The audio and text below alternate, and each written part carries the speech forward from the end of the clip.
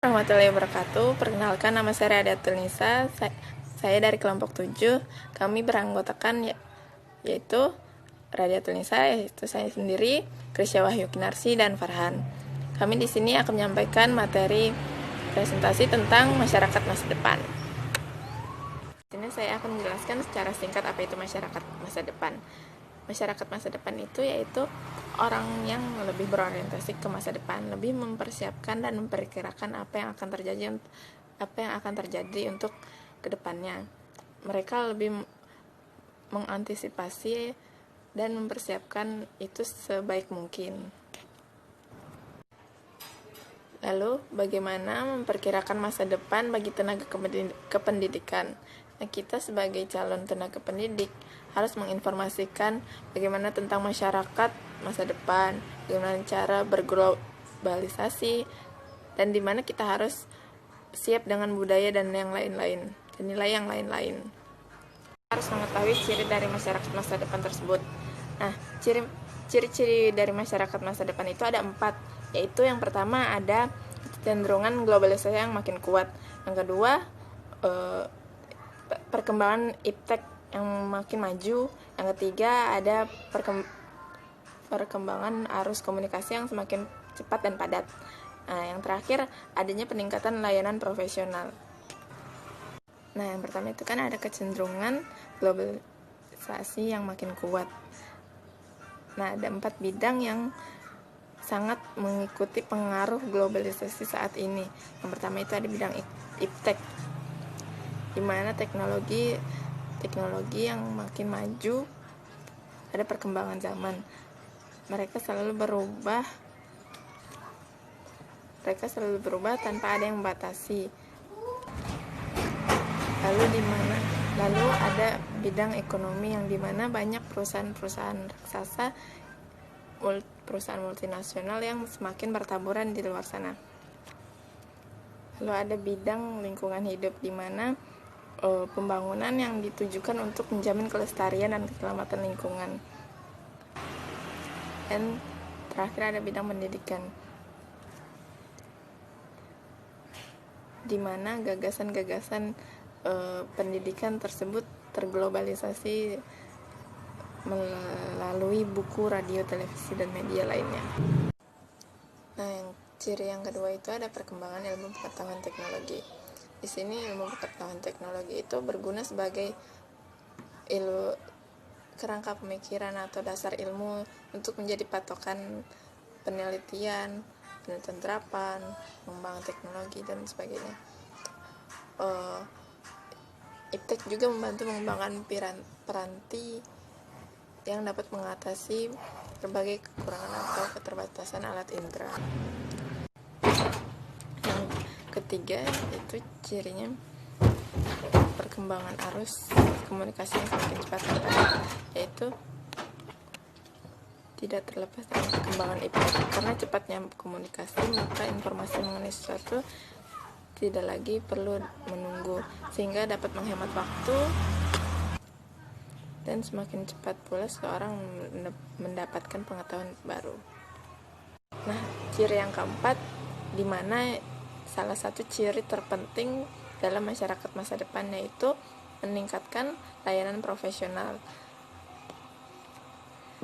Karena perkembangan iptek yang makin cepat dan perkembangan arus informasi yang semakin padat harus didukung dengan anggota masyarakat yang semakin luas wawasan dan pengetahuannya, serta daya kritis yang semakin tinggi. Upaya pendidikan dalam mengantisipasi masa depan. Masyarakat masa depan dengan ciri globalisasi, kemajuan iptek, dan kesempatan menerima arus informasi yang padat dan cepat dan sebagainya, tentulah memerlukan warga yang mau dan mampu menghadapi segala permasalahan, serta siap menyesuaikan diri dengan situasi yang ada. Berdasarkan perkiraan-perkiraan yang telah dikemukakan, maka masa depan atau masyarakat masa depan sudah dapat digambarkan, dan pendidikan perlu mengantisipasinya. Pendidikan berkewajiban mempersiapkan generasi baru yang sanggup menghadapi tantangan zaman baru yang akan datang. Pengembangan pendidikan dalam masyarakat yang sedang berubah dengan cepat haruslah dilakukan secara menyeluruh dengan pendekatan sistematik. 1. Tuntutan bagi manusia masa depan atau manusia modern. Setiap upaya manusia untuk menyesuaikan diri terhadap konstelasi dunia pada masanya atau pada masa lampau, kini dan akan datang adalah proses modernisasi sebagai perkiraan masyarakat masa depan.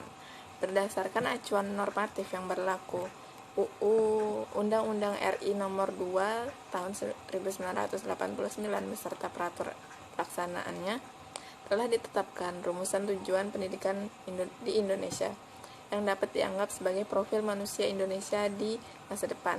Salah satu ketentuan penting dalam perundang-undangan tersebut adalah ketetapan pendidikan dasar 9 tahun. 2. Upaya mengantisipasi masa depan, yaitu dengan perubahan nilai dan sikap. Nilai dan sikap memegang peranan penting dalam menentukan wawasan dan perilaku manusia.